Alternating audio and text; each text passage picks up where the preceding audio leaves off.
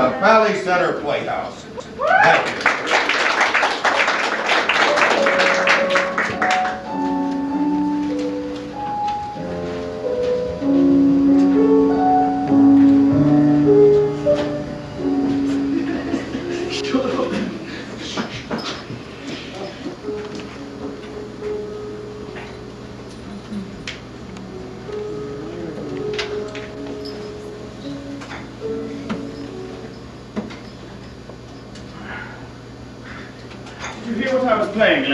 I didn't think it polite to listen, sir. I'm sorry for that, for your sake.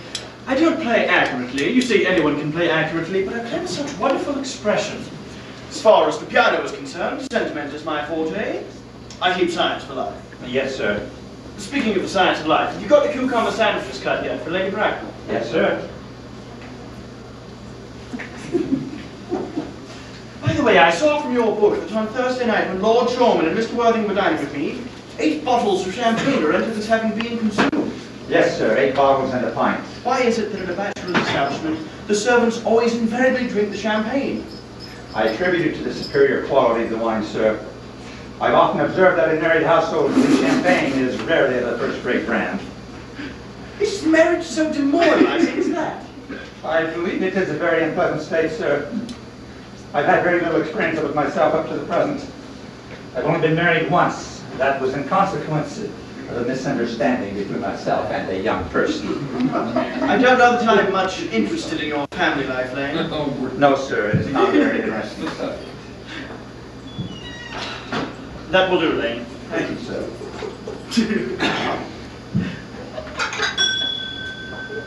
Lane's views on marriage seem somewhat lax. I mean, really, if the lower orders don't set us a good example, then what on earth is the use of them? They seem as a class to have absolutely no sense of moral responsibility. Mr. Ernest Worthing. Ernest, what brings you up to town? Oh, pleasure, pleasure. What should bring one anywhere? Eating again, I see, Algy. Yes, I believe it's customary in good society to take some slight refreshment at 5 o'clock. Where have you been since last Thursday? Oh, in the country. What on earth do you do there? And when one is in town, one amuses oneself. And when one is in the country, one amuses other people. It is excessively boring. And who are these people that you amuse? Neighbors, neighbors. Got nice neighbors in your part of Shropshire? Oh no, perfectly horrid. Can't stand them. I never speak to one of them. How immensely you must amuse them. By the way, Shropshire is your county, is it not? Shropshire? Yes, yes. Hello. Why so many cups? Why cucumber sandwiches? Why such extravagance, one so young? Who's coming to tea? Oh, really, Aunt Augusta and Gwendolyn? How perfectly charming. Yes, that's all very well, but I'm quite sure Aunt Augusta won't approve of your being here. Oh, may I ask why not? The way you flirt with Gwendolyn is perfectly disgraceful. It's almost as bad as the way she flirts with you. I'm in love with Gwendolyn. I have come to town expressly for the purpose of proposing to her. I thought you said you would come up for pleasure. I call that business. How utterly unromantic you are, Algy. I really don't see anything romantic about proposing. It's very romantic to be in love, I'm sure, but there is nothing at all romantic about a definite proposal. One may be accepted. One usually is, I believe, and then the excitement is all over. The very essence of romance is uncertainty. If I ever get married, I'll certainly try and forget the fact. I'm sure you will, Algy. I believe the divorce courts were made expressly for people whose memories are so curiously constituted. Oh, there is no use speculating on that subject. Everyone knows divorces are made in heaven. Don't touch the cucumber sandwiches, they are for Aunt Augusta. But you've been eating them all this time. That's quite a different matter. She is my aunt. Have some bread and butter. Gwendolyn is devoted to bread and butter. She happens to love it. Very good bread and butter it is, too. Well, you mustn't eat all of it. You act as if you're married to her already.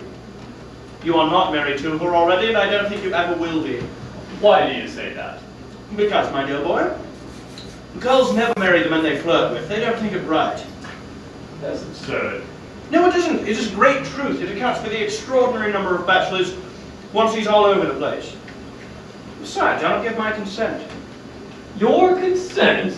My dear Ernest, Gwendolyn is my first cousin. And before I allow you to marry her, you shall have to clear clear up this whole question of Cecily. Cecily? I don't know what you mean. I don't know anybody with the name of Cecily. Bring me the cigarette case Mr. Worthing left last time we dined here. Yes, sir. Do you mean to say you had my cigarette case all this time? Wish to goodness he'd let me know. I've been very worried about it. I've been writing frantic letters to Scotland Yard inquiring after it. I'd come very close to offering a large reward. Oh, well, I wish you would. I'm more than usually hard up. It won't do offering a large reward now the thing has been found. I think that's rather mean of you, Ernest, I must say. Thank you. However, it makes no matter, for now that I read the inscription inside, I see that it's not yours at all.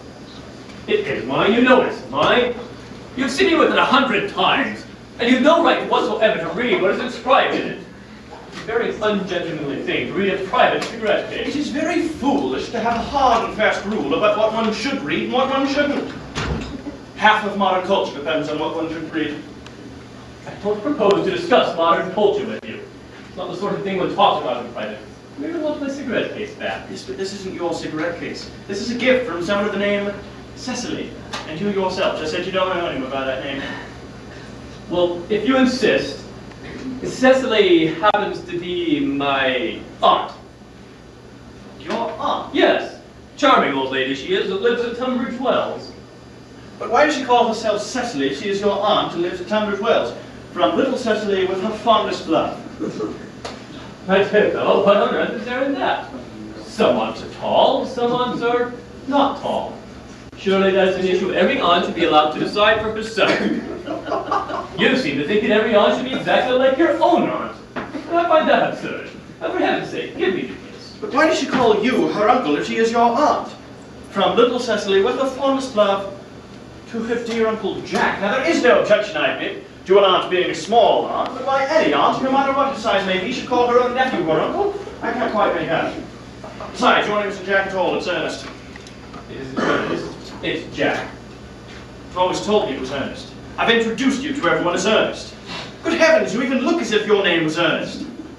You are the most earnest-looking person I have ever seen in my life. You're saying your name isn't Ernest? It's absurd. Look here, it's on your cards. Here is one of them. Mr. Earnest Worthing V4, the Albany. Now, I'll keep this as proof if you try to deny it to me, or to Gwendolyn, or to anyone else. Well, my name is Ernest, in town, and it's Jack in the country.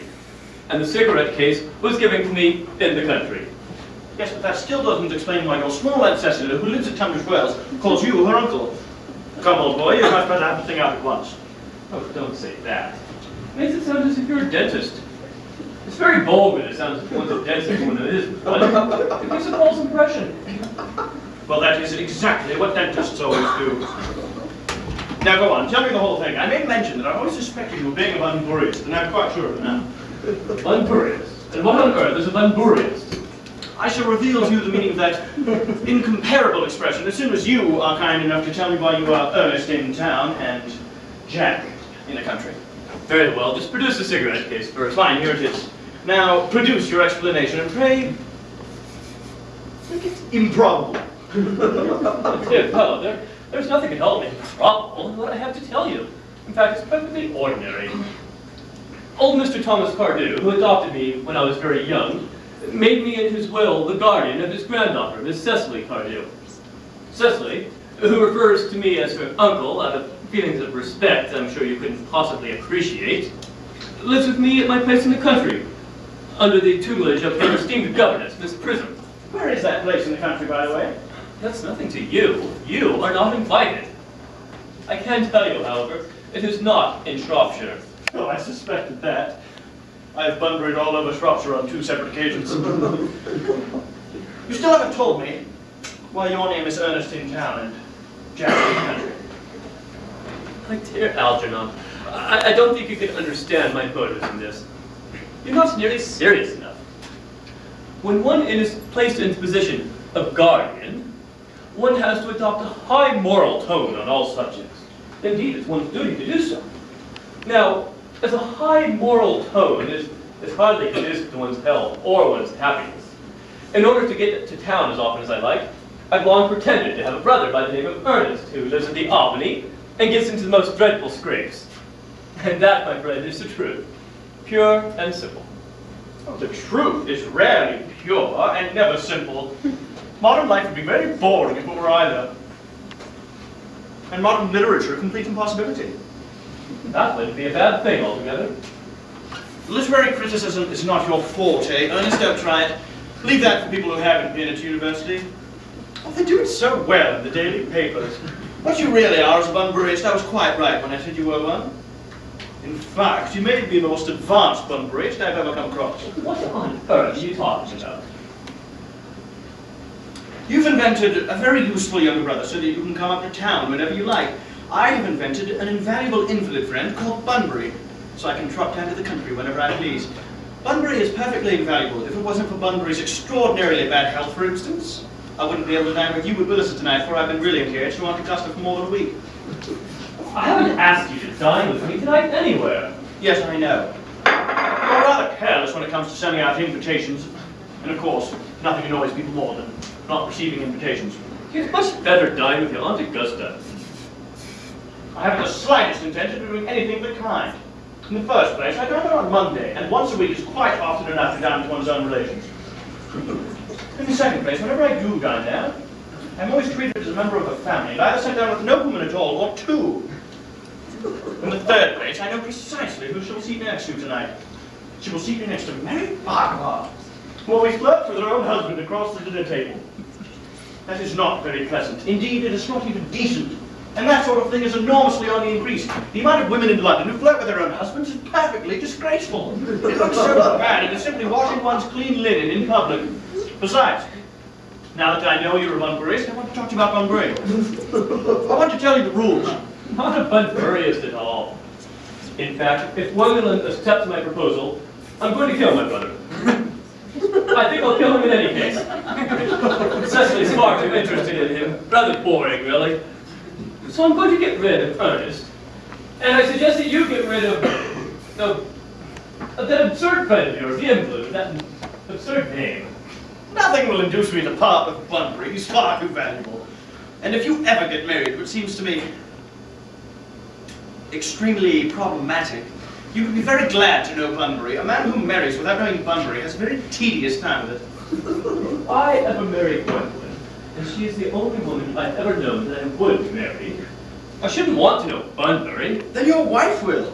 You have to realize that in married life, 3 is company and 2 is none. That is exactly the theory that the corrupt French drama has been propounding for the last 50 years. Yes, and the happy English home has proved it in half the time. Oh, don't try to be cynical, Alex. It's perfectly easy to be cynical. It isn't easy to be anything nowadays. There's so much beastly competition about. That must be Aunt Augusta. Only relatives or creditors ever ring in that Wagnerian manner. If I get Aunt Augusta out of the room for 10 minutes so that you may have the opportunity of proposing to Gwendolyn, may I dine with you at Willis tonight? Oh, certainly if you like. Well, come now, you must be serious about it. I hate people who aren't serious about their meals. I think it's rather shallow of them. Lady Bracknell and Miss Fairfax. Good afternoon, dear Algernon. I hope you're behaving very well. I'm feeling very well, Aunt Augusta. Not quite the same thing. In fact, the two things rarely go together. Dear me, you are smart. I am always smart. Aren't I, Mr. Worthing? You're perfectly perfect. I hope I'm not that. It would leave no room for development. And I intend to develop in many directions. I'm sorry I'm a little late, Algernon, but I was obliged to call on dear Lady Harbury. I've not been there since her poor husband's death. I never saw a woman so altered. She looks quite 20 years younger. And now I'll have a cup of tea and some of those nice cucumber sandwiches you promised me. Certainly, Aunt Augusta. Won't you come and sit here, Gwendolyn? Thanks, but I'm quite comfortable where I am. Lane, why on earth are there no cucumber sandwiches? I have the cucumbers ordered specially. There were no cucumbers in the market this morning, sir. I went down twice. What? No cucumbers? No, sir. Not even for ready money. Thank you, sir. I am very sorry, Aunt Augusta, about there being no cucumbers, not even for ready money. It really makes no matter, Algernon. I had some crumpets with Lady Harbury, who seems to me to be living entirely for pleasure now. Yes, I hear her hair has turned quite gold from grief. It certainly has changed its color, from what cause I, of course, cannot say. Thank you. I've quite a treat for you tonight, Algernon. I'm going to send you down with Mary Farquhar. She is such a nice woman and so attentive to her husband. It's delightful to watch them. I'm afraid, Aunt Augusta, that I shall have to give up the pleasure of dining with you tonight. I hope not, Algernon. It would put my table completely out. Your uncle would have to dine upstairs. Fortunately, he's accustomed to that. It is a great bore, and I need hardly say a great disappointment to me, but the fact is I've just received a telegram saying that my poor friend Mr. Bunbury has fallen very ill again. They seem to think I should be with him. It is very strange. This Mr. Bunbury seems to suffer from curiously bad health. Yes, Mr. Bunbury is a dreadful invalid. Well, I must say, Algernon, I think it is high time Mr. Bunbury made up his mind whether he's going to live or to die. This shilly-shallying with the question is absurd, nor do I in any way approve of the modern sympathy with invalids. I consider it morbid. Illness of any kind is hardly a thing to be encouraged in others. Health is the primary duty of life. I'm always telling that to your poor uncle, but he never seems to take much notice as far as any improvement in his ailments goes. I should be obliged if you would ask Mr. Bunbury from me to be kind enough not to have a relapse on Saturday, for I rely on you to arrange my music for me. It's my last reception, and one wants something that will encourage conversation, particularly at the end of the season when everyone has practically said whatever they have to say, which in most cases is probably not much. Okay. I'll speak to Bunbury, Aunt Augusta, if he is still conscious. And I think I can promise you he'll be all right by Saturday. The music, however, is a great difficulty. You see, if one plays good music, then people don't listen. But if one plays bad music, then people don't really talk. However, if you'll step into the next room with me for a moment, I'll go over the program now. Thank you, Algernon. It's very thoughtful of you. I'm sure the program will be delightful after a few explanations. French songs I cannot possibly allow. People always seem to think they're improper, and either look shocked, which is vulgar, or laugh, which is vulgar. German always sounds a perfectly respectable language, and indeed I believe it is so. Gwendolyn, you will accompany me? Certainly, Mamma.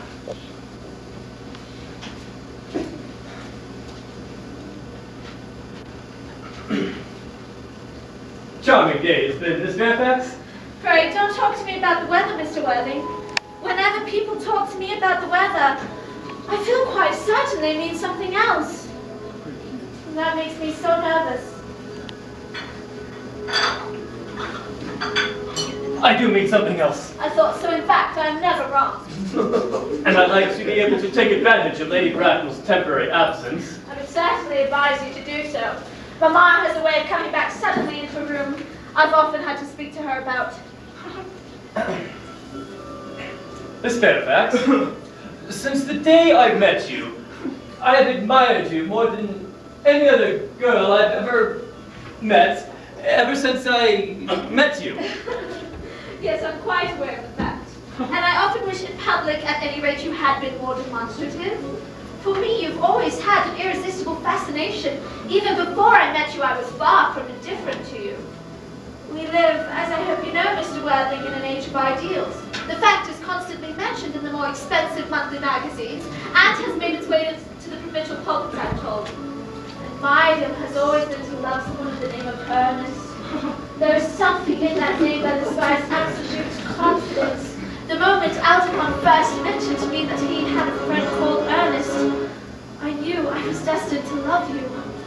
So you really do love me, Gwendolyn? Passionately. Darling, you don't know how happy you've made me. My own Ernest. Oh, you mean to say you couldn't love me if my name wasn't Earnest? But your name is Earnest. Yes, I know it is. But supposing it were something else. You mean to say you couldn't love me then? That is clearly a metaphysical speculation. And like most metaphysical speculations, has very little reference to the actual facts of real life as we know them. To speak quite frankly, I don't really care about the name of Earnest. I don't feel it suits me. It suits you perfectly. It is a divine name. It has music of its own. It produces vibrations. Really, Gwendolyn, I think there are plenty of much nicer names. I think Jack, for instance, a perfectly charming name. Jack! No. There's very little music in the name Jack, if any at all, indeed. It does not thrill. It produces absolutely no vibrations. I have known several Jacks, and they are all, without exception, more than usually plain. Besides, Jack is notorious domesticity for John, and I pity every woman who is married to a man called John. She would probably never be allowed to know the entrancing pleasure of a single moment's solitude. The only really safe name is Earnest. Gwendolyn. Gwendolyn! I must get christened at once! I mean, we must get married at once. There is no time to be lost. Married, Mr. Worthing? Well, surely. I love you. And you've led me to believe, Miss Fairfax, that you're not entirely indifferent to me. I adore you. But you haven't proposed to me yet. Nothing has been said at all about marriage. The subject has not even been touched on. Could I propose to you now? I think it's an admirable opportunity. And to spare you any possible disappointment, Mr. Worthing, I think it's only fair to tell you quite frankly beforehand. I'm fully determined to accept you. Gwendolyn, darling! Yes, Mr. Worthing, what have you to say?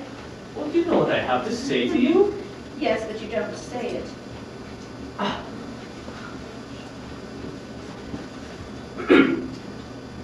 Gwendolyn, will you marry me? Of course, I will tell me.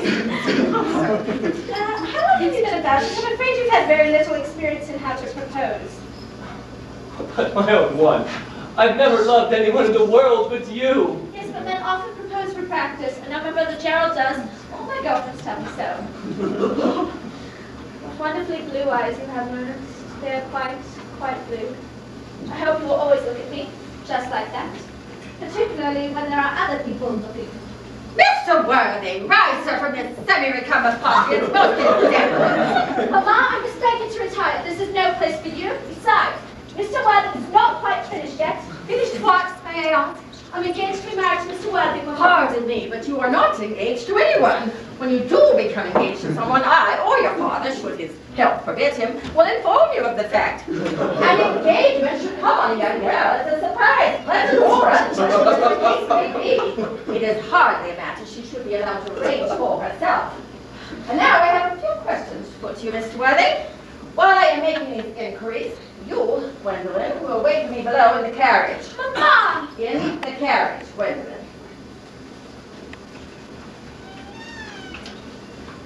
Gwendolyn, the carriage. Yes, Mamma. You can take a seat, Mr. Worthing. Thank you, Lady Bracknell. I prefer standing. I feel bound to tell you that you are not down on my list of eligible young men, although I have the same list the dear Duchess of Bolton has. We work together, in fact. However, I am quite ready to enter your name, should your answers be what a really affectionate mother requires. Do you smoke? Yes. I admit I do smoke. I'm glad to hear it. A man should always have an occupation of some kind. There are far too many idle men in London as it is. How old are you? 29. Very good age to be married at.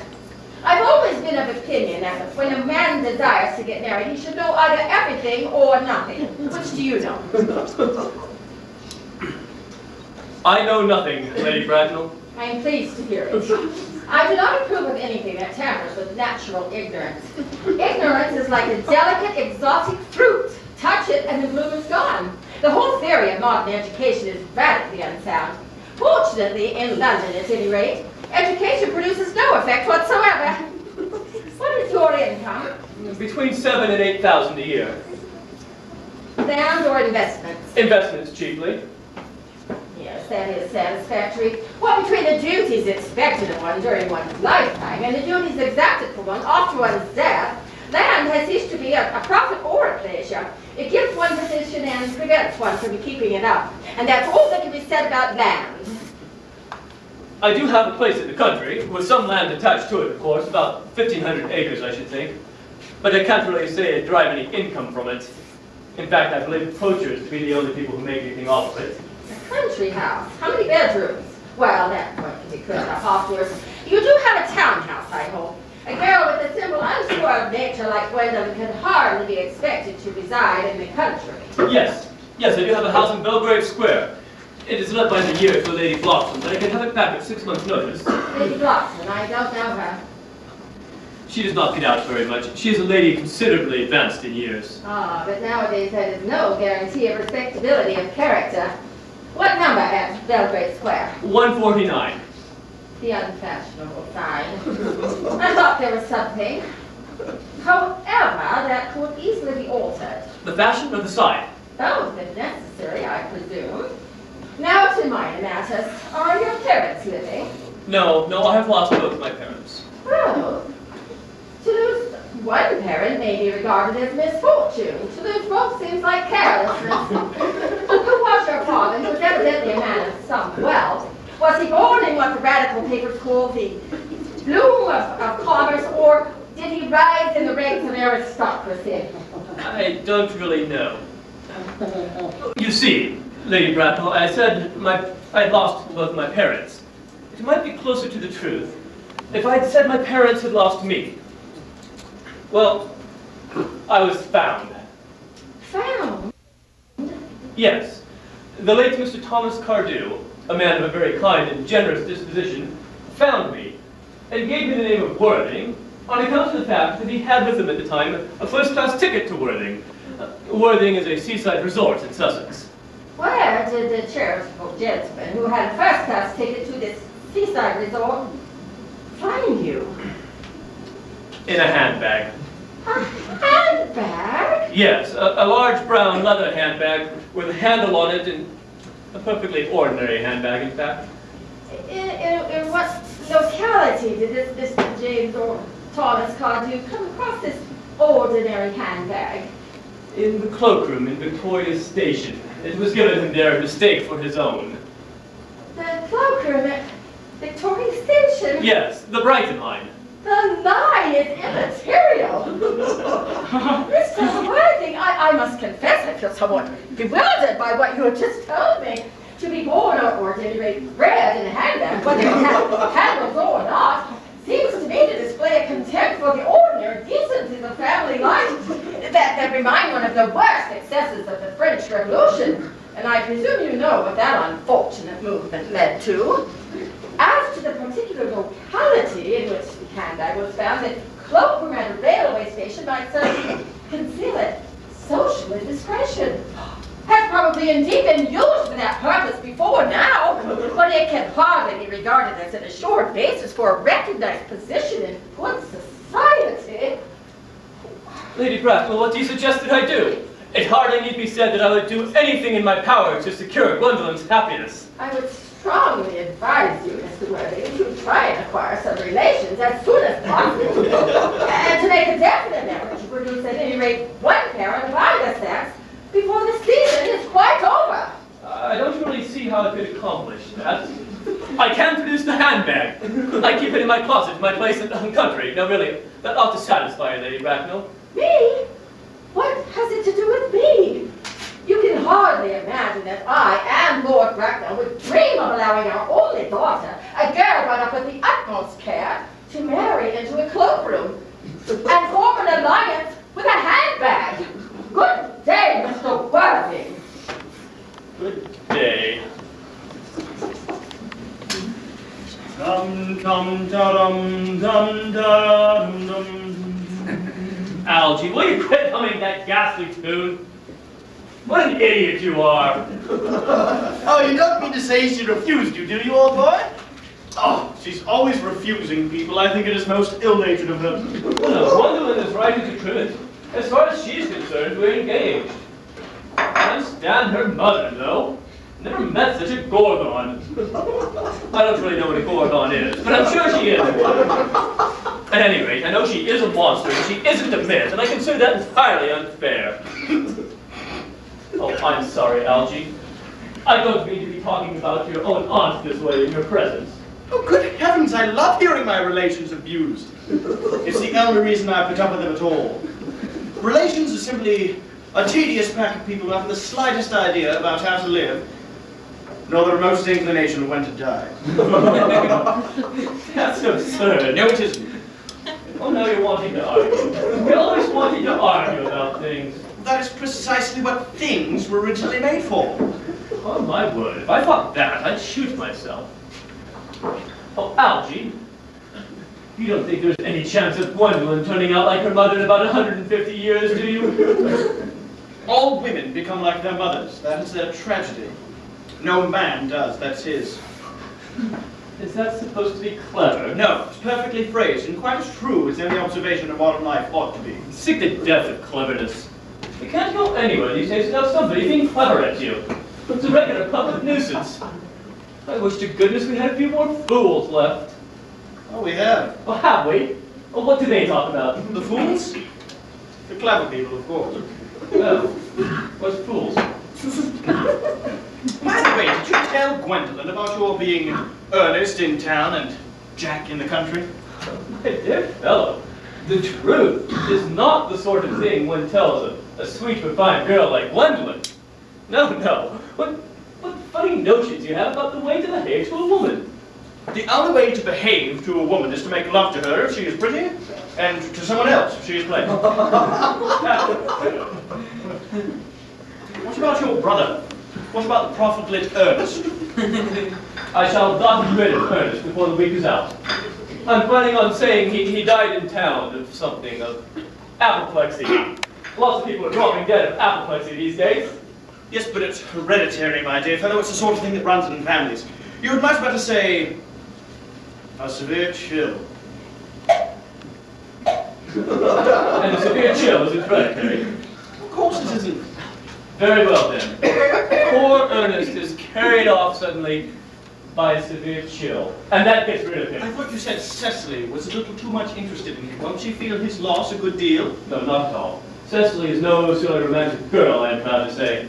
No, she has a capital appetite and goes on long walks and pays no attention whatsoever to her lessons. I would very much like to meet Cecily.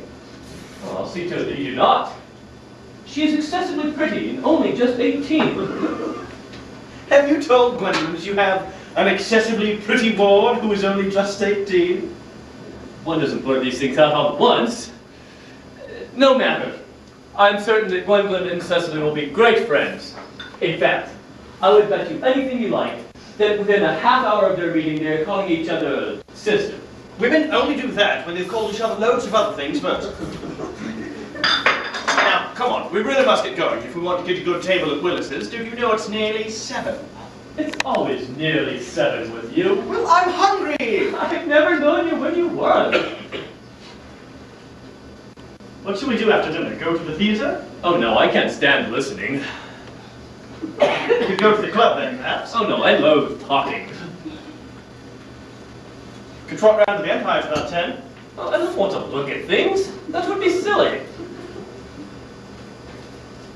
What on earth are we to do then? Nothing. Nothing!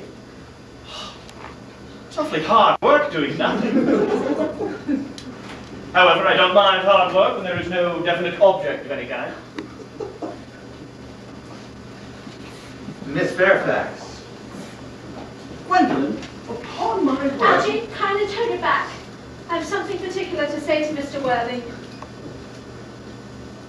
Really, Gwendolyn, I don't think I should allow this. You always adopt a strictly immoral attitude towards life, Algernon. You're not quite old enough to do that yet.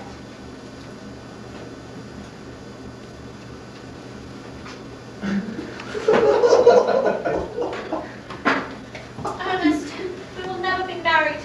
From the expression on Mamma's face, I fear we never shall. Few parents nowadays pay any regard to what their children say to them. The old-fashioned respect for the young is fast dying out. Whatever influence I had over Mamma, I lost at the age of 3. But though she may prevent us from becoming man and wife, and I may marry someone else and marry often, nothing she can possibly do can alter my eternal devotion to you. Darling. The story of your romantic origin, as related to me by Mamma with unpleasing comments, has naturally stirred the deeper fibers of my nature. Your Christian name has an irresistible fascination to me. The simplicity of your character makes you exquisitely comprehensible to me. Your town address at the Albany I have. What is your address in the country? The Manor House, Woolton, Herefordshire. There's a good postal service, I suppose? It may be necessary to do something desperate. That, of course, will require serious consideration. I will communicate with you daily. My own one. How long do you remain in town? Until Monday. Good. Do you return round now? Yeah, thanks. We've turned round already. You may also ring the bell. Might I see you to your carriage, Gwendolyn? Certainly. Glass of sherry, Lane.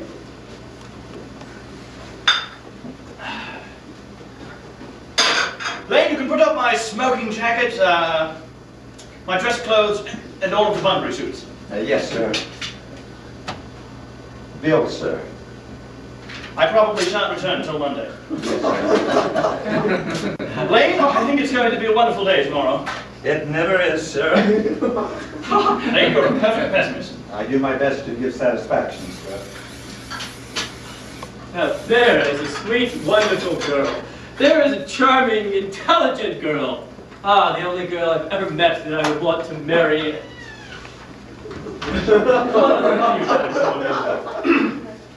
I'm really anxious about poor Mr. Bunbury. If you're not careful, that friend Bunbury of yours is going to get you into quite a serious scrape someday.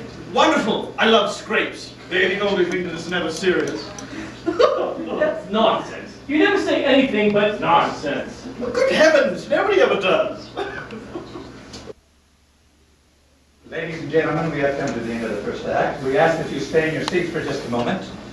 And if you do, we will take you into the country to Mr. Worthing's garden. Thank you.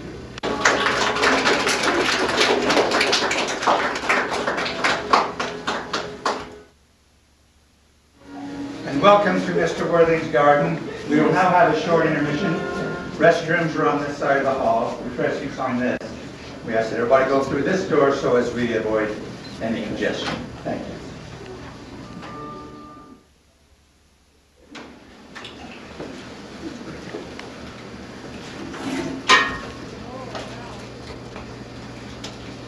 Cecily? Cecily, surely such a utilitarian occupation as the watering of flowers is rather Moulton's duty than yours, especially at a moment when intellectual pleasures await you. Your German grammar is on the table. Pray open it to page 15. We will repeat yesterday's lesson. Oh, but I don't like German. It isn't at all a becoming language, and I know perfectly well. But I look quite plain after my German lessons.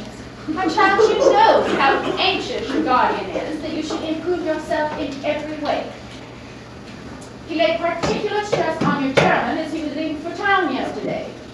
Indeed, he always lays stress on your German as he's leaving for town. Oh, Uncle Jack is so serious. Sometimes I think he's so serious he cannot be quite well. Your guardian enjoys the best of health. And his gravity of demeanor is especially to be commended in one so comparatively young as he is. I know no one who has a higher sense of duty and responsibility. Well, I suppose that is why he looks so bored when we three are together. Cecily, I am surprised too. Mr. Worthing has many troubles in his life. Idle merriment and triviality would be out of place in his conversation. You must remember his constant anxiety about that unfortunate young man, his brother. Oh, I do wish he would allow that unfortunate young man, his brother, to come down here sometimes. I think we might have a good influence over him, Miss Prism. Well, I'm sure you certainly would. You know, German and geography and things of that nature influence mine very much. I do not think even I could produce an effect on a character who, according to his own brother's admission, is irretrievably weak and vacillating. Indeed, I'm not sure that I would desire to reclaim him. I'm not in favor of the modern mania of turning a bad person into a good person at a moment's notice. As a man sows, so let him reap. Cecily, you must put away your diary. I really don't see why you keep a diary at all. I keep a diary in order to enter all my wonderful secrets of life. Well, if I didn't write them down, I should forget all about them. Memory, my dear Cecily, is the diary that we all carry about with us. Oh, yes. But it usually chronicles things that have never happened.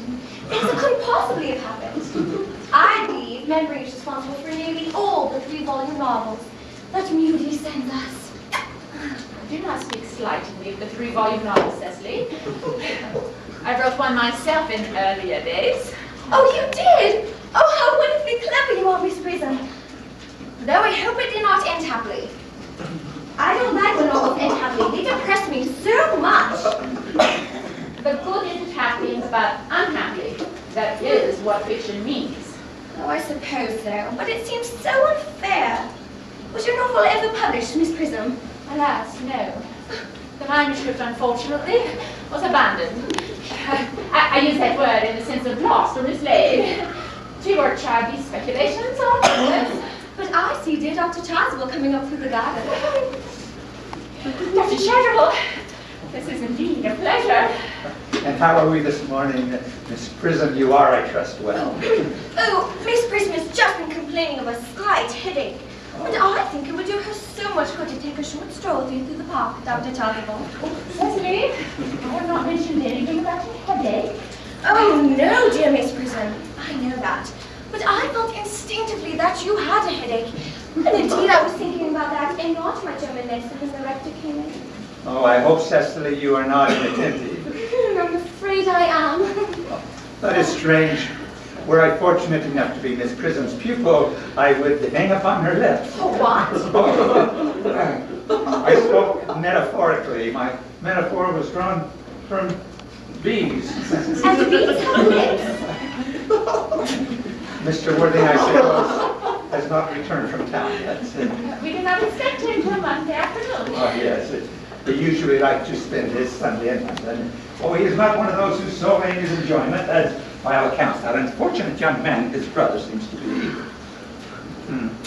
But I must not disturb Egeria and her pupil any longer. Egeria?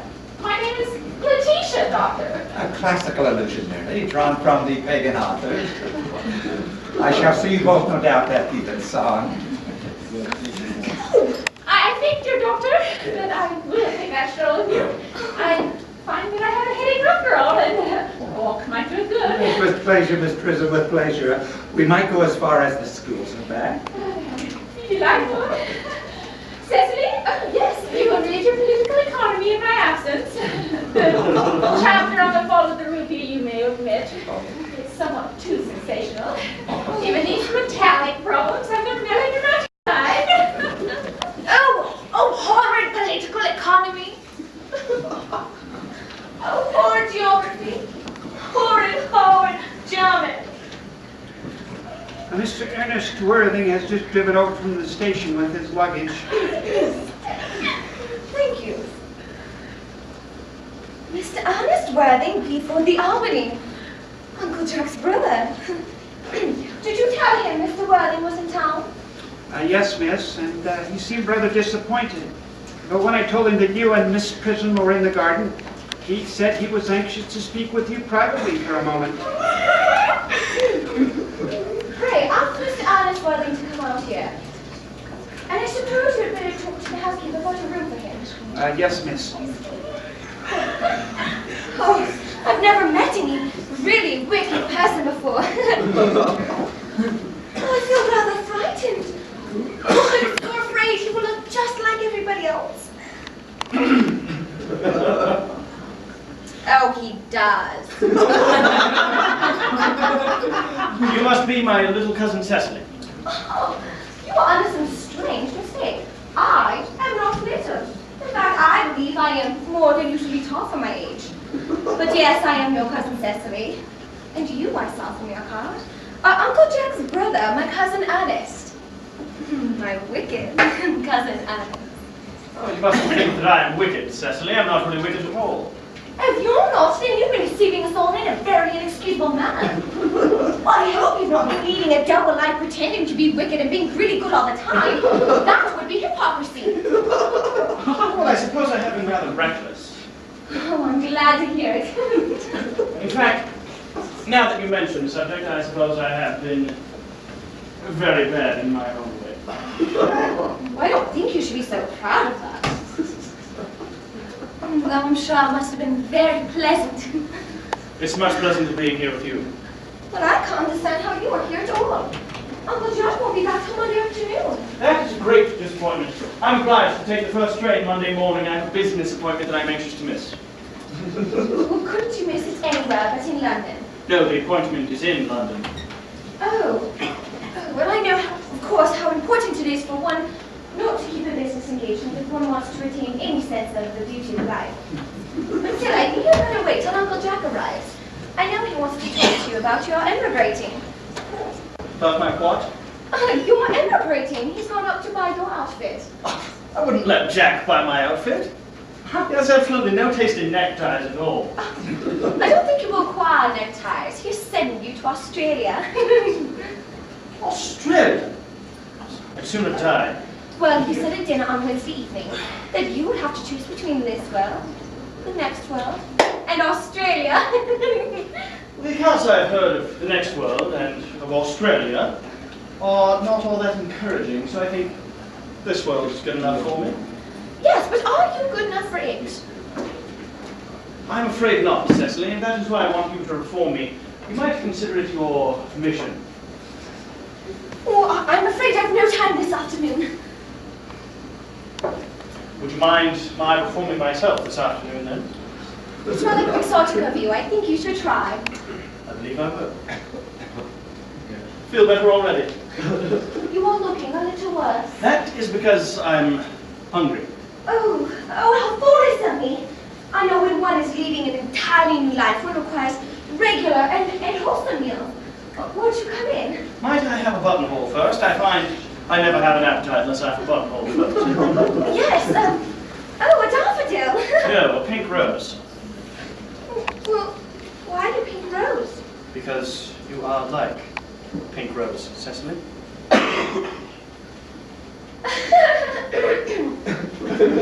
don't think you should say such things to me. Miss Prison never said such things. Then Miss Bristol is a short-sighted old lady. Cecily, you are the prettiest girl I've ever seen. Oh, Miss Prison says that all good looks are a snare. They're a snare that every sensible man wants to be caught in. Well, I don't think I should like to catch a sensible man. I wouldn't know what to talk to him about.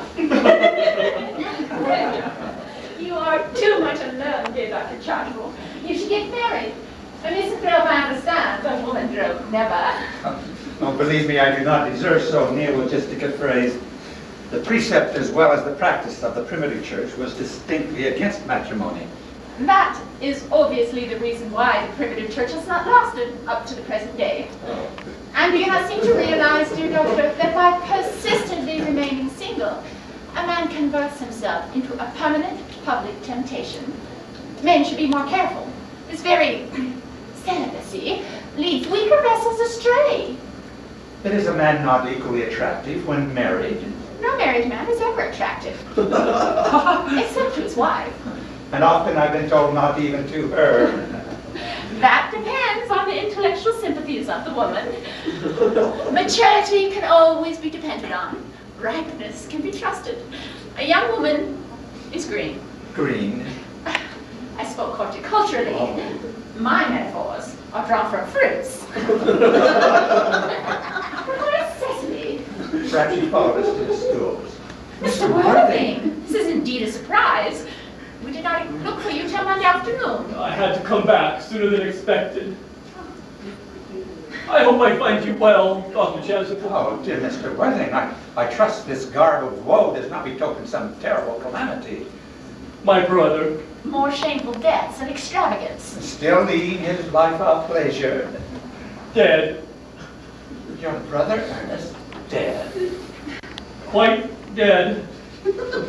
What a lesson for him. I trust he will profit by it.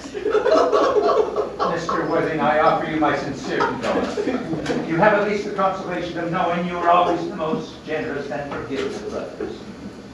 Poor Ernest. He had his faults. This is a sad, sad blow. Oh, very sad indeed. Were you with him at the end? No, it was very sudden. I got this telegram from the manager of the Grand Hotel. Was the cause of death mentioned? A severe chill, it seems. As a man sows, so shall he reap. Oh, charity, dear Miss Prison, charity. None of us are perfect. I myself am peculiarly susceptible to drafts. He has expressed a wish that his ashes would be sprinkled over Paris. Over Paris? Oh, I fear that hardly points to any very serious state of mind at the last. You would no doubt wish me to make some slight allusion to this tragic domestic affliction of Sunday. My sermon on the meaning of the man in the wilderness can be adapted to almost any situation, a joyful or, as in the present case, distressing. I have preached it at harvest celebrations, christenings, confirmations, on days of humiliation and festival days. The last time I delivered it was in the cathedral as a charity sermon on behalf of the Society for the Prevention of Discontent among the Upper Orders. The bishop who was present was much struck by some of the analogies I drew. Dr. Chasuble, you mentioned christenings, I think. Yeah. You do know how to christen, don't you? I mean, you are continually christening, aren't you? It is, I regret to say, one of the rector's most constant duties in this parish. I have often spoken with the poor classes on the subject, but they don't seem to know what thrift is. But is there any particular infant in whom you're interested, Mr. Worthing? Your brother was, I believe, unmarried, was he not? People who live entirely for pleasure usually are. No, there's no infant I am interested in. I'm very fond of children. The truth is, I would like to be christened myself. This afternoon, if you've nothing better to do. But surely, Mr. Worthing, you've been christened already. I don't remember anything about it. But have you any grave doubts on this subject? I certainly intend to have. Unless, of course, you find some problem with it, if you think I'm too old. No, not at all, not at all. The sprinkling and indeed the immersion of adults is a perfectly canonical practice. Immersion? Oh, you need have no apprehensions. Sprinkling is all that is necessary, or indeed, I think, advisable. Our weather is so changeable. At what hour would you wish the ceremony performed? I could trot around about 5 if that would suit you. Perfectly, perfectly. In fact, I have 2 similar ceremonies to perform at that time. A case of twins that occurred recently in one of the outlying cottages on your own estate. Poor Jenkins the carter, a most hard-working man. No, I don't see the fun in being christened along with a baby. That would be childish. How would 5:30 suit you? Admirably. And now, dear Mr. Worthing, I will not intrude any longer into a house of sorrow. I was merely begging you not to be too much bowed down by grief. What seems to us bitter trials are often blessings in disguise. This seems to be a blessing of an extremely obvious kind. Oh, Uncle Jack! Oh, what horrid clothes you've got on. Do you go and change them? No, honestly, Uncle Jack, you look happy. Oh, you look as if you had a toothache. Oh, and I've got such a surprise for you. Who do you think is waiting in the dining room? Oh, your brother! What? Your brother Earnest, you wrote about having a brother. That's absurd. I haven't got a brother. No matter how badly he's behaved to you in the past, he is still your brother. You wouldn't be so heartless as to disown him. I'll tell him to come out. You will shake hands with him, won't you? Well, these are very joyful tidings. I really had all become resigned to his loss, and his every time to me seems peculiarly distressing. My brother Ernest in the dining room?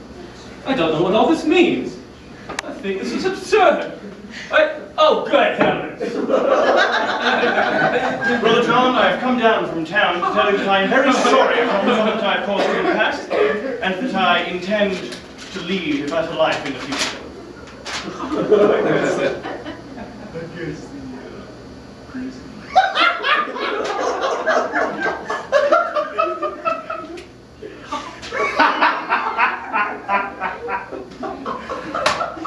Oh, come now, I thought you would have enjoyed my little joke.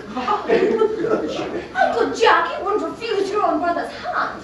Nothing will induce me to take his hand. I find him coming down here disgraceful, and he knows perfectly well why. Oh, Uncle Jack, do be nice. There is some good in everyone.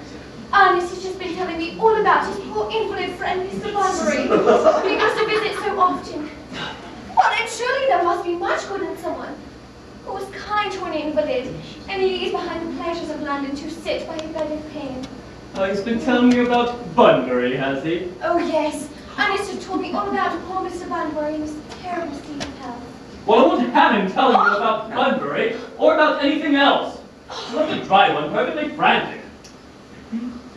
I admit the faults were all on my side. However, I must say, I find Brother John's coldness to me peculiarly painful. Especially considering that this is the first time I've ever come here. Oh, Uncle Jack, I will never forgive you if you do not shake hands with him. Never forgive me? Never, never, never. Very well. This is the last time I shall ever do this. It's pleasant, is it not, to see so perfect a reconciliation? I think we might leave the two brothers.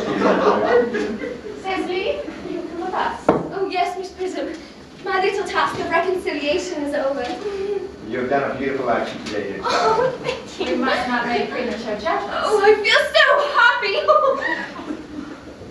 Ouchie, you young scoundrel, you've got to leave. I don't allow Bunbury in here.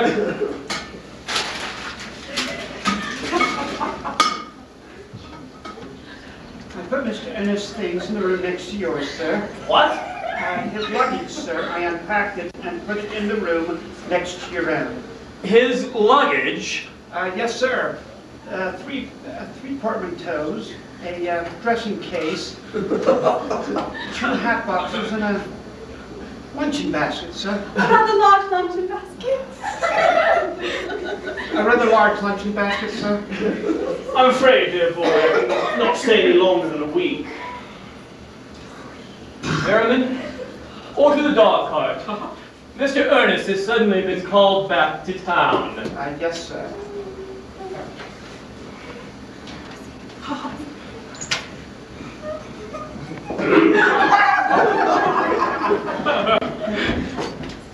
Fearful liar you are.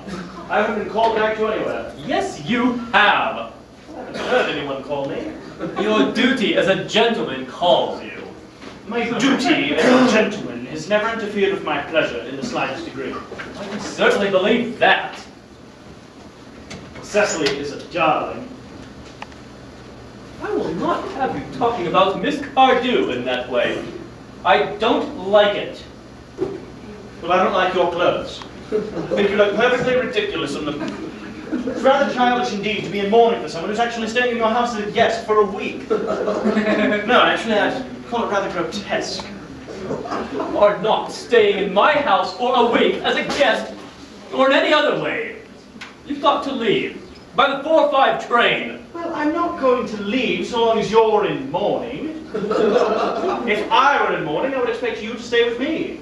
I should think it very unkind of you if you didn't. Very well. If I change my clothes, will you leave? Yes, if you don't take too long. I never saw anybody take so long to dress and with such very little result. It's better than being continually overdressed as you are.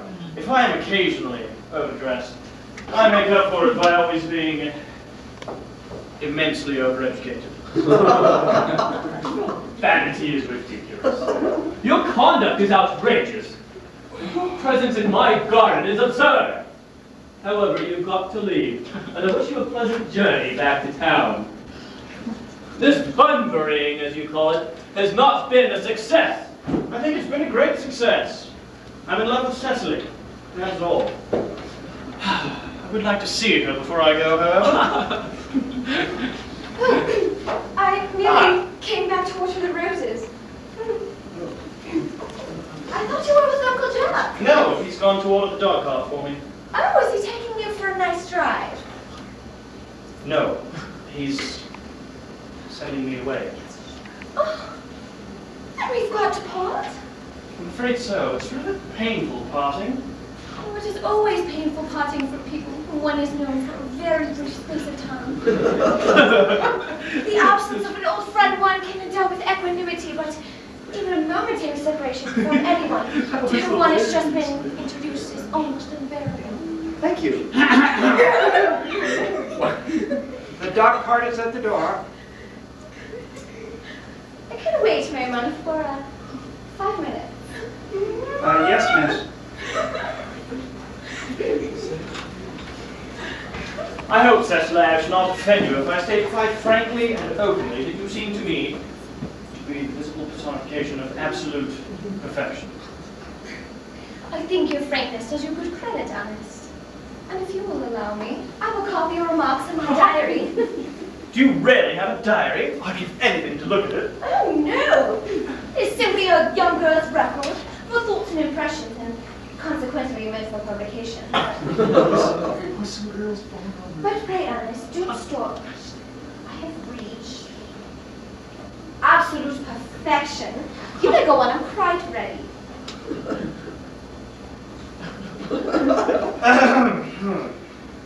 Oh, Earnest, don't cough. When one is dictating, one should speak fluently and not cough. Besides, I don't know how to spell cough. Cecily, ever since I first laid eyes upon your wonderful and incomparable beauty, I've desired to love you wildly, passionately, devotedly, and hopelessly. I don't think that you should say that you love me wildly, passionately, devotedly, and hopelessly. Hopelessly doesn't seem to make much sense, does it? Cecily, darling.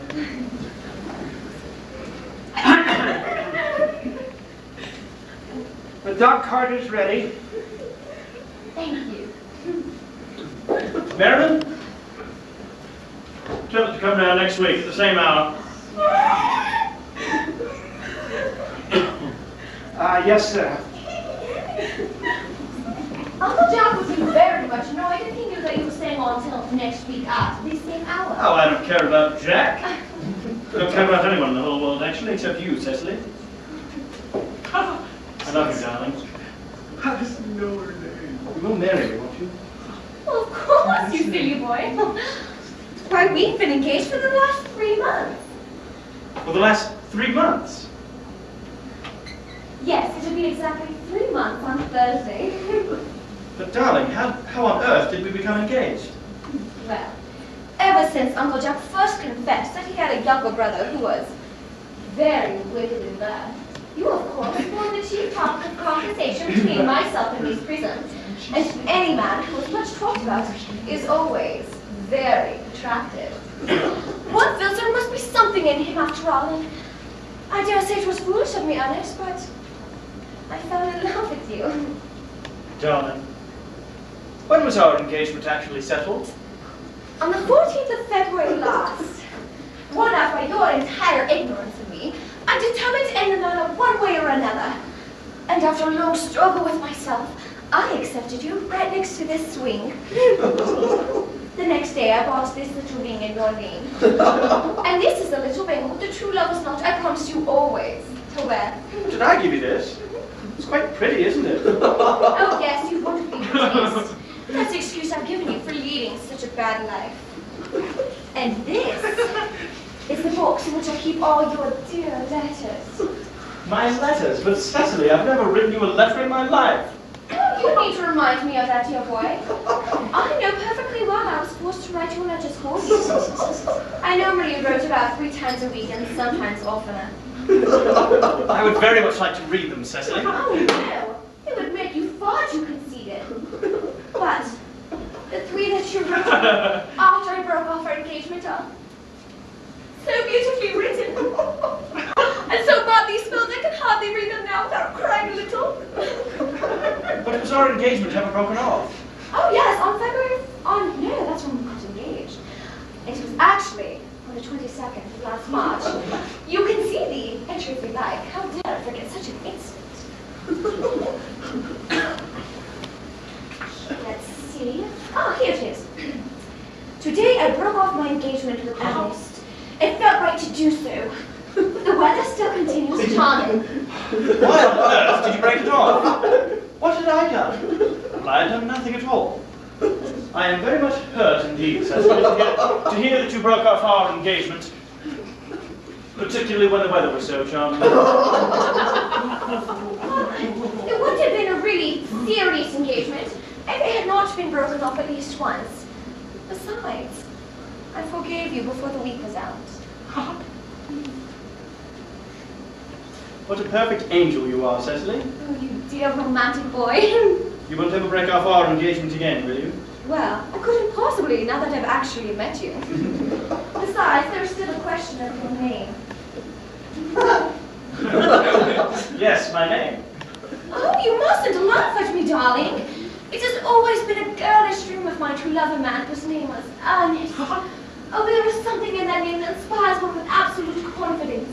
And I pity any poor married woman whose husband's name is not Earnest. Do you mean to say you couldn't love me if I had some other name? Well, what name? Oh, any name you like. Algernon, for instance. Oh, I don't like the name Algernon. Well, I really don't see why you should object to the name of Algernon. I think it's a rather aristocratic name. In fact, I think more than half the fellows down at the bankruptcy courts are named Algernon. But seriously, Cecily, couldn't you love me if my name was Algie? Well, I might respect you. And I might admire your character. But I fear, Ernest, I would not be able to give you my undivided attention.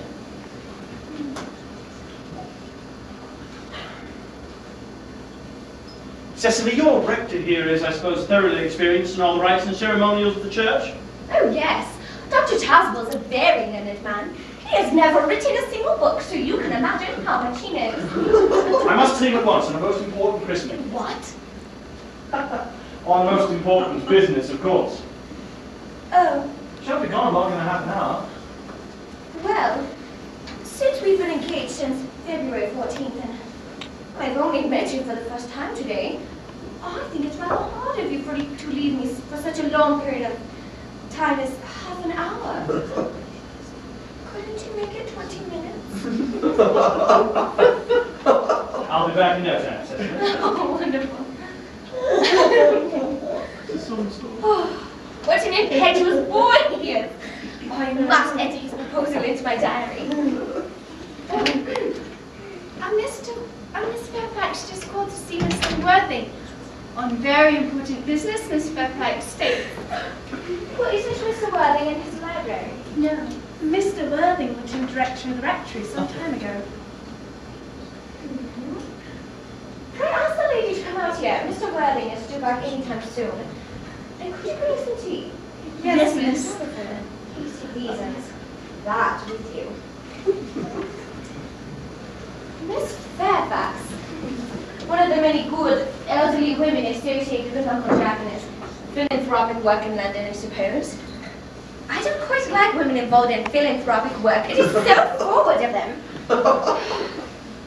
Oh, Miss Fairfax. Oh, pray let me introduce myself. My name is Cecily Cardew. Cecily Cardew. My, what a sweet name. Oh. Something tells me we're going to be great friends. I like you already more than I can say. My first impressions of people are never wrong. Oh, how nice of you to like me so much after we've known each other in such a comparatively short time. Pray, sit down. I may call you Cecily, may I not? Oh, with pleasure. And you will always call me Gwendolyn, won't you? If you wish. Then it is all quite settled, is it not? Oh, I hope so. Perhaps this might be a favourable opportunity for my mentioning who I am. My father's Lord Bracknell. You've never heard of Papa, I suppose. No, I don't think so.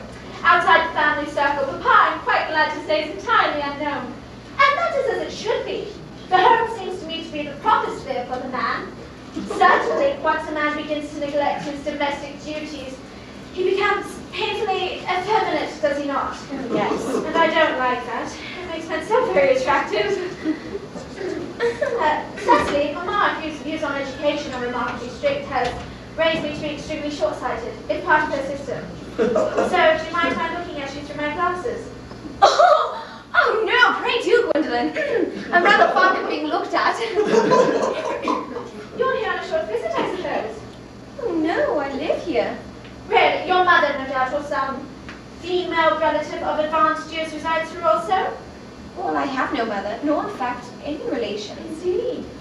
Well, you see, my dear guardian, with the assistance of Miss Prism, have the arduous task of looking after me. Your guardian? Yes, I am Mr. Worthing's ward. Oh! It is very strange. love him. He grows more interesting hourly. Oh, I'm very fond of you, Cecily. I have liked you ever since I met you. But now that I know you are Mr. Worthingford, I cannot help express a wish you were a little older than you seem to be, and not so very alluring in appearance. In fact, if I may speak candidly. Oh, pray do. I feel when one has anything unpleasant to say, one should always speak quite candid. Well, to speak with perfect candor, Cecily, I wish you were fully 42 and more than usually plain for your age.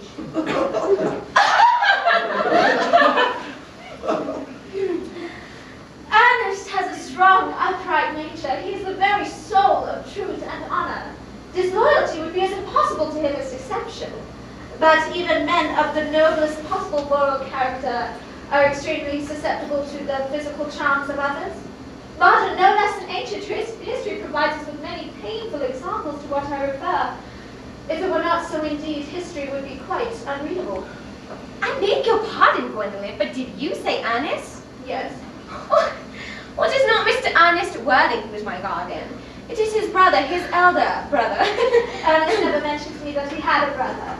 Oh, I'm sorry to say, but they've not been on good terms for quite some time. That accounts for it. And, now that I think of it, I've never heard any man mention his brother. The subject seems distasteful to most men. Cecily, you have lifted a load off my mind. I was growing almost anxious. And it would have been terrible if any cloud had come across a friendship like ours, would it not? Oh, of course. Of course, you are quite sure it is not Mr. Earnest Worthing who is your guardian. Quite sure. In fact, I'm going to be his. I beg your pardon. Dear Gwendolyn, there's no sense in making a secret of it to you. The local newspaper is sure to chronicle the fact next week, but Mr. Ernest Worthing and I are engaged to be married. Cecily, there must be some slight error. Mr. Earnest Worthing is engaged to me. The announcement will appear in the Morning Post Saturday at the latest. Well, there must be some misconception. Ernest proposed to me exactly 10 minutes ago. Ah, it is very curious, for he asked me to be his wife yesterday afternoon at 5:30. If you will care to verify the incident, pray do so. I never travel without my diary. One should always have something sensational to read on the train.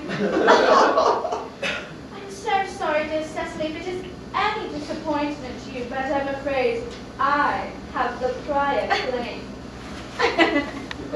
Oh, it would distress me more than I can tell you, dearest Gwendolyn, if it has caused you any mental or physical anguish.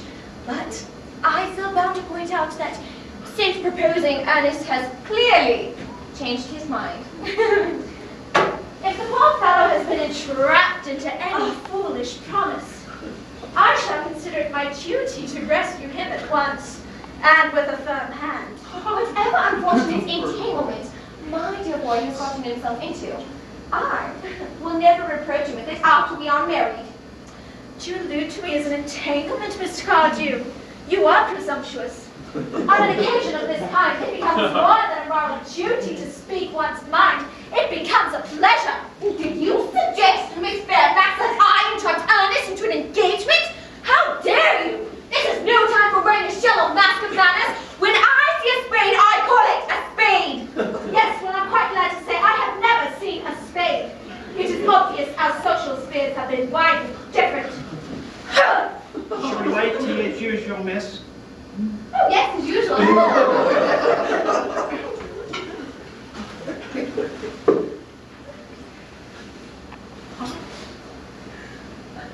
Are there many interesting walks in the vicinity, Miss Cardew?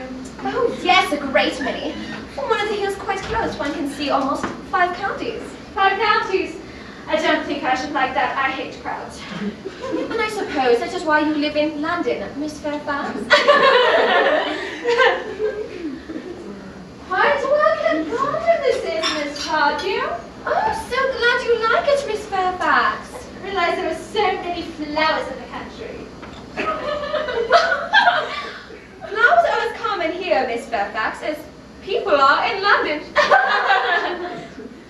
Well, personally, I can't understand how anybody manages to exist in the country. If anybody who is anybody does. The country always bores me to death. What country? Oh, and this is what the local newspaper calls agricultural depression, is it not? The aristocracy are suffering very much from it at present. It is almost an epidemic amongst them, I've been told. May I offer you some tea, Miss Fairfax? Thank you. Detestable girl, but I require tea. Sugar? No, dear. Sugar's not fashionable anymore.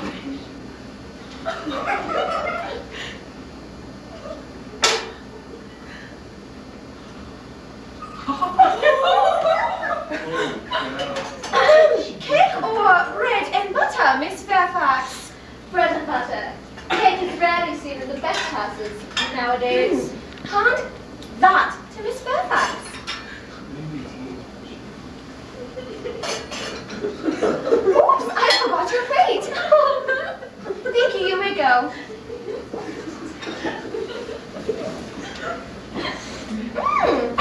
That's wonderfully good today. You have filled my tea with lots of sugar. Oops. And though I specifically asked for bread and butter, you have given me cake. I am known for the gentleness of my disposition and the extraordinary sweetness of my nature. But I warn you, Miss Cardew, you made your chip. Oh, to save my poor boy from the machinations of another girl! There are no lengths to which I would not go! From the moment I saw your distrust of him, I felt you were false and deceitful. I am never deceived on such matters. My first impressions of people are infallibly right. Well, it appears, Miss Fairfax, that I am trespassing on your valuable time. There's doubt that you have many calls of a similar character to make in the neighborhood.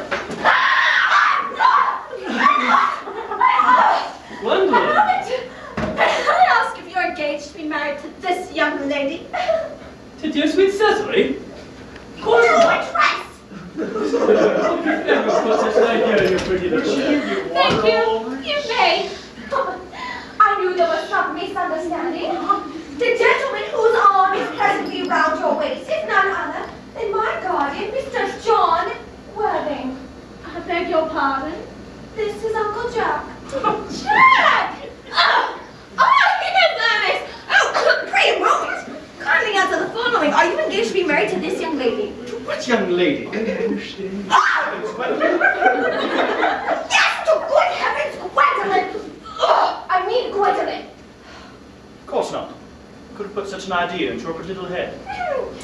Thank you. You may. Oh, I thought there must be some slight error, Miss Cardew. The gentleman who is currently embracing you is my cousin, Mr. Algernon Moncrief. Oh! Algernon Moncrief! Are you cold? Algernon! I cannot deny it. And is your name really John? I could deny it if I liked. I could deny anything if I liked. But it is John. It has been John for years. Oh, gross deception has been practiced on both of us. My poor wounded Cecily. Oh, my sweet wrong Gwendolyn! You will call me sister, will you not? Oh, of course! But first, I would like to be allowed to ask my guardian a question. An admirable idea. Mr. Worthing, there's just one question we would like to be permitted to put to you. What question? Where is your brother Ernest? We are both engaged to be married to your brother Ernest, so it is a matter of some small importance to know where your brother Ernest is at present. Gwendolyn? Cecily? Yes? It is with great difficulty that I am forced to speak the truth. Indeed, it is the first time in my life I've ever been put in such a position. I don't really know how to go about it. But I must tell you frankly that I have no brother Ernest. What? I have no brother at all. I never have had a brother. And I have not the slightest intention of ever having one in the future. No brother at all? None at all. And you never a brother of any kind? Not even of any kind. Then I'm afraid, dear Cecily, it appears that neither of us are engaged to be married to anyone. Come, let us go into the house. They will hardly venture to come after us there. Of course, since it is not a very pleasant position for a young girl to find herself in. And besides, men are such cowards, aren't they?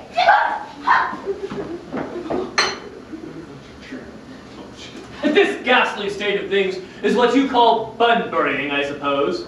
Yes, and a perfectly wonderful Bunbury it is, too. You have no right whatsoever to Bunbury here. That is absurd. One has a right to Bunbury wherever one pleases. Every serious Bunburyist knows that. Serious Bunburyist, good heavens. Well, one must be serious about something if one wants to retain any of the pleasures of life. I happen to be serious about Bunbury. What you are serious about, I haven't the slightest idea. About everything, I should fancy. You have such an absolutely trivial nature. Well, the only good that I can see that has come out of this entire wretched business is that your friend Bunbury is quite exploded. You won't be able to get down to the country quite so often as you used to, my dear Algy. A very good thing it is, too. I'm afraid your brother is a little off colour, isn't he? You won't be able to trot up to London quite so often as your already custom was. And not a bad thing either. And as for your conduct toward Miss Cardew, I find that you're taking in a sweet, simple, innocent girl like that to be completely inexcusable. Not to mention the fact that she is my ward. Well, I can see no possible defence at all for your having deceived a clever, brilliant, and thoroughly experienced young lady like Miss Fairfax. To say nothing of the fact that she is my cousin.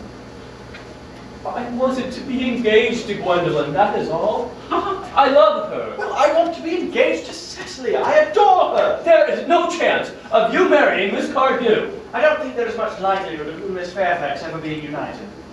Yes, but that is none of your business. Of course not. If it was my business, I wouldn't be talking about it. It's a very vulgar thing to talk about one's own business. Only people like stockbrokers do it, and then only at dinner parties. How you can sit there, calmly drinking tea and eating muffins, when we're in this horrible mess is quite beyond me. It seems to me that you are perfectly heartless. Well, I could hardly eat muffins in an agitated manner. The butter would probably get in my cups. No, when one is eating a muffin, one should always eat a muffin quite calmly. It is the only way to eat a muffin. It's perfectly heartless of you to be eating them at all, given the circumstances. When I'm in trouble, eating is the only thing that consoles me. Indeed, when I'm in really great trouble, as anyone who knows me intimately will tell you, I've refused everything except food and drink. Right now, I'm eating muffins because I'm depressed. Besides, I happen to be rather fond of muffins. That is no reason why you should eat them all in that greedy manner. I don't. I wish we would have tea cake instead. I don't much care for tea cake. Good heavens. You think a man could eat his own muffins in his own garden? But you just said it was perfectly heartless to eat muffins. I said it was perfectly heartless of you, given the circumstances.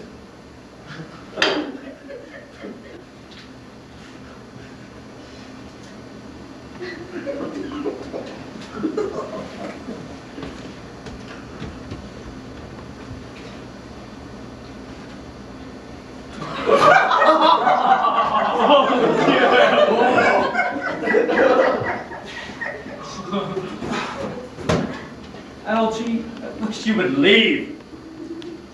I can't leave yet. I haven't had my dinner. I'll never go without my dinner. Nobody ever does, actually, except vegetarians and people like that. Besides, I've just now made arrangements with Dr. Chasuble to be christened at 5:45 under the name of Earnest. Oh, my dear fellow, the sooner you give up on that, the better. I have made arrangements with Dr. Chasuble this morning to be christened at 5:30. And of course, I'll be taking on the name of Earnest. Gwendolen would wish it. Now, we can't both be christened Earnest. That's absurd. Besides, I have every right to be christened if I so choose. There is no evidence indicating I've ever been christened before. In fact, I consider it rather doubtful, and so does Dr. Chasuble. You, on the other hand, have already been christened. Yes, I know, but I haven't been christened for years. But you have been christened. That is the important thing. Quite so. So I know my constitution can stand it. If you are not quite sure about your ever having been christened, I think it rather dangerous you're venturing on it now. It might make you very unwell.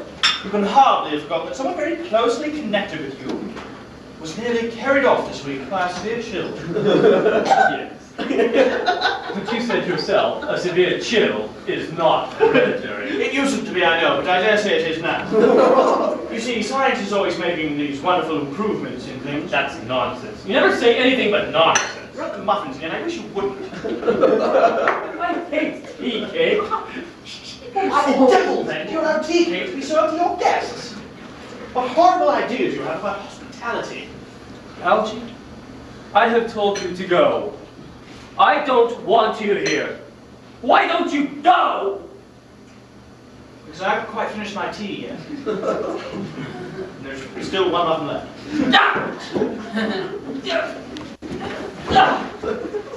The fact that they did not follow us at once into the house seems to show they have some sense of shame, right? Well, they have been eating our muffins. It looks like repentance. They don't even seem to notice us at all. Couldn't you cough? What happened on your cough? They're looking at us. What a treachery! Oh, they're approaching. Will that Forward of them. let us maintain a dignified silence? Oh, certainly. It is the only dignified thing to do now.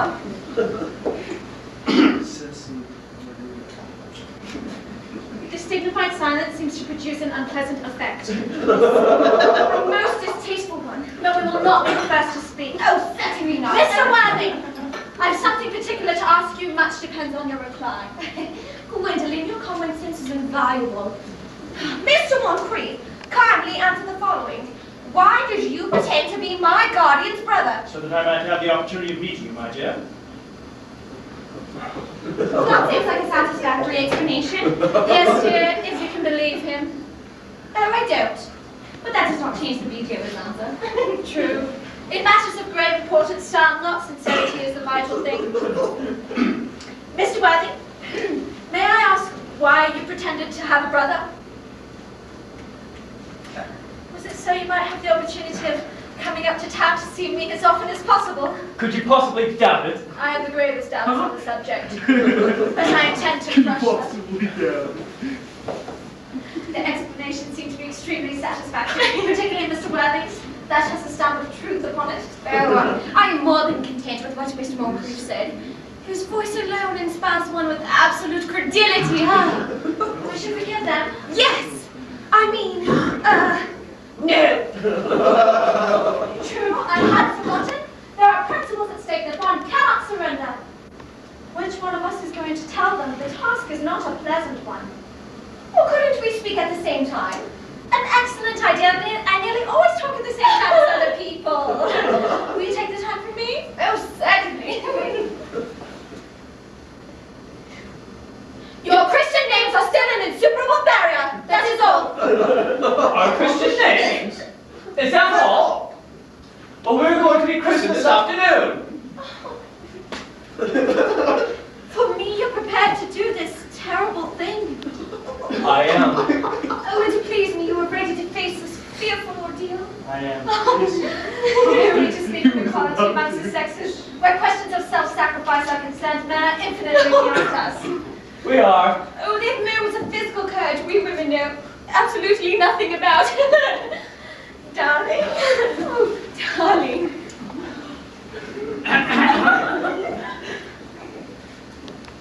The Lady Bracknell. Oh, good heavens. Gwendolyn, what does this mean? Really, that I'm engaged to be married to Mr. Worthing, Mamma. Come here. Sit down immediately. Hesitation of any kind is the sign of mental decay in the young, of physical weakness in the old. Apprised, sir, my daughter's sudden flight by her trusty maid, whose confidence I purchased by means of a small coin. I followed her at once by a luggage train. Her unhappy father is, I'm glad to say, under the impression she is attending a more than lengthy lecture by the University Extension Scheme on the influence of a permanent income on thought. I do not propose to undeceive him. Indeed, I have never undeceived him on any question. I would consider it wrong. But of course, you will clearly understand that all communication between yourself and my daughter must cease immediately from this moment.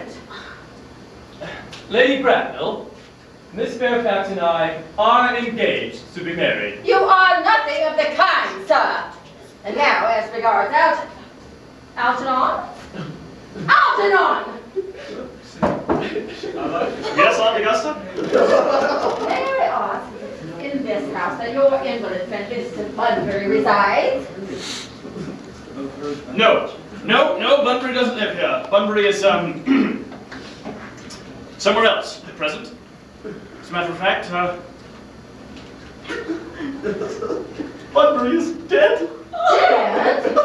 When did he die? His death must have been extremely sudden. Oh, I killed Bunbury this afternoon. What? That is to say, he died this afternoon. What did he die of? Bunbury? It seems that he, quite exploded. Was he the victim of a revolutionary outrage? I had no idea Mr. Bunbury was interested in social legislation. If so, he is well punished for his morbidity. What I mean to say, Aunt Augusta, is, he was found out. You see, his doctors discovered that he couldn't live, so he died, that is all. He seems to have had great confidence in the opinion of his physicians. I am glad, however, that he made up his mind at the last to some definite course of action and acted under proper medical advice. And now that we are finally rid of this Mr. Bunbury, Mr. Worthing, may I ask, who is that young person whose hand my nephew Algernon is holding in what seems to me a peculiarly unnecessary manner? This young lady is my ward, Miss Cecily Cardew. Cecily and I are engaged to be married, Aunt Augusta. I beg your pardon. Oh, Mr. Moncrief and I are engaged to be married, Lady Bracknell. I do not know if there is anything peculiarly exciting in the air of this particular part of Hertfordshire, but the number of engagements that go on seem to be considerably above the proper average that statistics have laid down for our guidance. I think some preliminary inquiry on my part would not be out of place. Mr. Worthing, is Miss Cardew in any way connected with any of the larger railway stations in London? I merely desire information. I was not aware until yesterday that there were any families or persons whose origin was a terminus. Miss Cardew is the granddaughter of the late Mr. Thomas Cardew of 149 Belgrave Square, SW, Gervais Park, Dorking, Surrey, and the Sporran, Fifeshire, NB. That sounds not unsatisfactory. 3 addresses always inspire confidence, even in tradesmen. But what proof have I of their authenticity? I have carefully preserved the court guides of the period. They are open to your inspection. I've known strange errors in that publication. Miss Cardew's family solicitors are Messrs. Markby, Markby, and Markby. Markby, Markby, and Markby, a firm of the highest position in their profession. Indeed, I am told that one of the Mr. Markbys is occasionally to be seen at dinner parties. So far, I'm satisfied. I'm so happy to hear it. You might also be interested in knowing that I have kept records of Miss Cardew's birth, baptism, confirmation, registration, vaccination, and measles, both of the English and German varieties. Oh, well, I've crowded with incident, I see. Though perhaps somewhat too exciting for a young girl. I myself am not in favor of premature experience. Gwendolyn, the time approaches for our departure. We have not a moment to spare. Mr. Worthing, as a matter of form, I had better ask you if Miss Cardew has any little fortune. Oh, about £130,000 in the funds. That is all. Good day, Lady Bracknell. So nice to have seen you again. A moment, Mr. Worthing. £130,000 in the funds. Miss Cardew seems to be a very attractive young lady now that I look at her. Few girls of the present day have any really solid qualities, the kind of qualities that last and improve with time. We live, I regret to say, in an age of surfaces. Come over here, dear. Pretty child. Your dress is sadly simple, and your hair seems almost as nature might have left it. But we can do all that. Turn around, dear. No, sorry, please. It is just as I expected. There are distinct social possibilities in your profile. The 2 weak points of our age are its want of principle and its want of profile. The chin a little higher, dear. style largely depends on where the child is born. They are born very high, just in there. Algernon. Yes, Aunt Augusta? There are distinct social possibilities in Miss Cartier's profile. Cecily is the sweetest, kindest, prettiest girl I've ever met in my life. And frankly, I don't give 2 pence about social possibilities. Never speak disrespectfully of society, Algernon. Only people who can't get into it do that. Dear child, of course you know that Algernon has only his debts to depend upon. Of course, I don't approve of mercenary marriages. When I married Lord Bracknell, I had no fortune of any kind, but of course I never dreamed for a moment of allowing that to stand in my way. Well, I suppose I must give my consent. Oh! You may kiss me, Cecily. Oh, thank you, Lady You Bracknell. may call me Aunt Augusta for the future. Oh, thank you, Aunt Augusta. I think the marriage had better take place quite soon. Thank you, Aunt Augusta. To speak frankly, I am not in favor of long engagements. They give people the opportunity of finding out each other's character before marriage, which I think is never advisable. I hate to have to interrupt you, Lady Bracknell, but I'm afraid this marriage is quite out of the question. As Miss Cardew's guardian, she cannot get married without my consent until she comes of age. And that consent I absolutely decline to give. Upon what grounds, may I ask? Algernon is an extremely, I may even say ostentatiously eligible young man. He has nothing but looks everything. What more can one desire? I hate to have to speak frankly about your nephew in your presence, but I'm afraid I have reservations with Mr. Moncrief's moral character. In fact, I believe him to be untruthful. Untruthful? My nephew Algernon? Impossible. He is an Oxonian. Oh, there can be no doubt about the matter. When I was in town today, on an important question of romance, Algernon gained his way into my house under the pretense of being my brother. Whereupon he consumed, as I had been told by my butler, an entire pint bottle of my very best Perrier Jus Brut 89, a wine I was particularly reserving for my own use.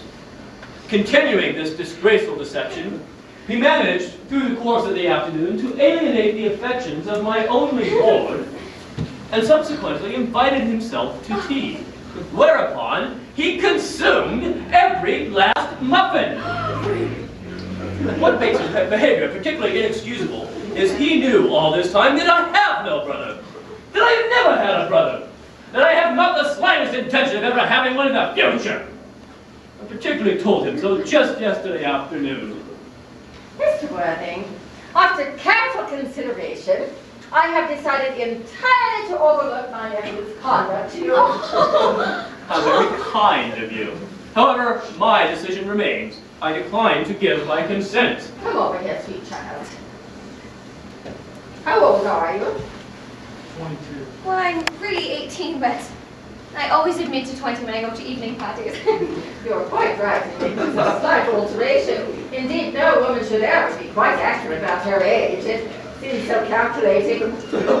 18, but admitting to 20 at evening parties. Well, it will not be too long until you are of age and free from the restraints of tutelage, so I don't think your guardian's consent is, after all, a matter of any importance.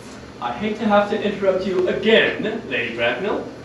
However, I feel that you must know that under the terms of her grandfather's will, Miss Cardew does not come of age until she is 35. That does not seem to me to be a grave objection. 35 is a very attractive age. London society is full of women of the highest birth who, of their own free choice, have remained 35 for years. I see no reason why our Cecily will not be still more attracted by the age you mentioned than she is at present. There will be a large accumulation of property. Archie, could you love me and wait for me till I was 35? Of course I could, Cecily. You know I could. Oh, yes, I felt it instinctively. But I can hardly wait even 5 minutes for anybody. It makes me rather cross. Then what is to be done, dear Cecily? Well, I don't know, Mr. Moncrief. My dear Mr. Worthing, since Miss Cardew states positively she cannot wait until she is 35, a statement which I'm bound to say seems to me to show a somewhat impatient nature, I would beg you to reconsider your decision. But my dear Lady Bracknell, the matter is entirely in your own hands. the moment you consent to my marriage with Gwendolyn, I shall of course be happy to allow your nephew to form an alliance with my ward. You must be quite aware that what you propose is out of the question. Then I'm afraid that passionate celibacy is all any of us can look forward to. That is not the destiny I propose for Gwendolyn. Algernon, of course, can choose for himself. Come, dear. We've already missed 5, if not 6 trains. To miss another might expose us to comment on the platform. Everything is quite ready for the christenings. The christening? Sir, is that not somewhat premature? Oh, please, gentlemen, express desire for immediate baptism. At their age, the idea is grotesque and irreligious. Algernon, I forbid you to be baptized. I will not hear of such excesses. Am I to understand then that there are to be no christenings at all this afternoon? I'm afraid, Dr. Chasuble, that given the circumstances, it would be of very little use to either one of us. I am grieved to hear such sentiments from you, Mr. Worthing. However, as your present mood seems to be one peculiarly secular, I shall return to the church at once. Indeed, I've just been informed by the pew opener that for the last hour and a half, Miss Prism has been waiting for me in the vestry. Prism? Did I hear you mention Miss Prism? Yes, Lady Bracknell, I am on my way to join her. Pray allow me to detain you for a moment. This matter may be one of vital importance to Lord Bracknell and myself. Is this Miss Prism a female of repellent aspect, remotely connected with education? Oh, she is the most cultivated of ladies and the very picture of respectability. It is obviously the same person. May I ask what position she holds in your household? I am a celibate, madam. Miss Prism, Lady Bracknell, has for the past 3 years been Miss Cardew's esteemed governess and valued companion. In spite of what I hear of her, I must speak to her at once. Let her be sent for. Oh, she approaches. She is nigh. I was told that you expected to be in the vestry, dear Carmen. Yes. I've been waiting for you there for an hour and 3/4. Oh, Prism! Come here, Prism. Prism, where is that baby? What? Baby? 28 years ago, Prism, you left the house of Lord Bracknell, number 104, Upper Grosvenor Street, in charge of a perambulator containing a baby of the male sex. You never returned. A few weeks later, through the elaborate investigations of the Metropolitan Police, the perambulator was discovered at midnight, standing by itself in a lone corner of Bayswater. It contained a manuscript of a 3-volume novel of more than usually revolting sentimentality. The baby was not there. Prism, where is that baby? Lady Bracknell, I admit with shame that I do not know. I only wish I. The plain facts of the case are these. On the morning of the day you mentioned, the date is forever branded on my memory. I prepared as usual to take the baby out of his perambulator. I had also with me a somewhat large but capacious handbag,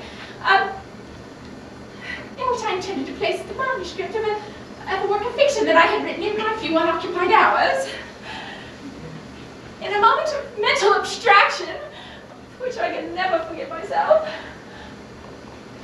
I deposited the manuscript in the bassinet and placed the baby in the handbag. And where did you place the handbag?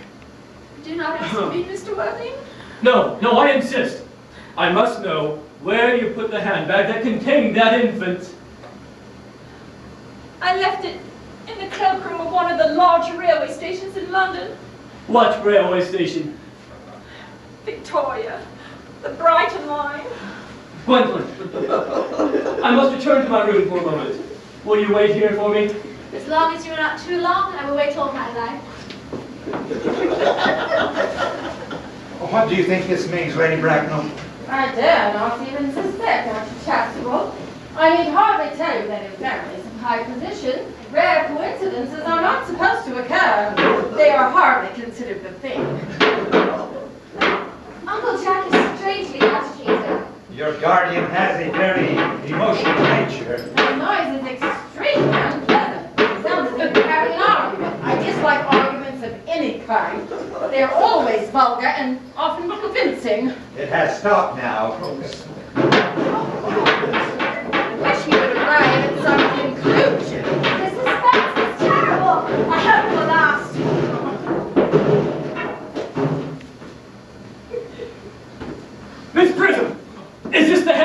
which you spoke? Think carefully before answering. The happiness of more than one life depends on what you have to say. It seems to be mine. Yes, here's the entrance receipt through the upsetting of a Gower Street omnibus in younger, happier days. Oh, and the stain on the lining, caused by the explosion of a temperance beverage. An incident that occurred in Flemington. Oh, and here on the lock were my initials. I had forgotten that in an extravagant mood I had had them placed there. The bag is undoubtedly mine. I am delighted to have it so unexpectedly restored to me. It's been a great inconvenience being without it all these years. Miss Prism, more is restored to you than a handbag. I am the child that you placed inside. Yes, Mother! Mr. Worthing! I am unmarried. Unmarried? Oh, I cannot deny that is a serious blow. Still, who are we to throw stones at one who is so suffering? Is it not said that repentance could wipe out an act of folly? Why should there be one law for men and another for women? Mother, I forgive you. Mr. Worthing! Oh! There has been some error. There is the lady who can tell you who you really are.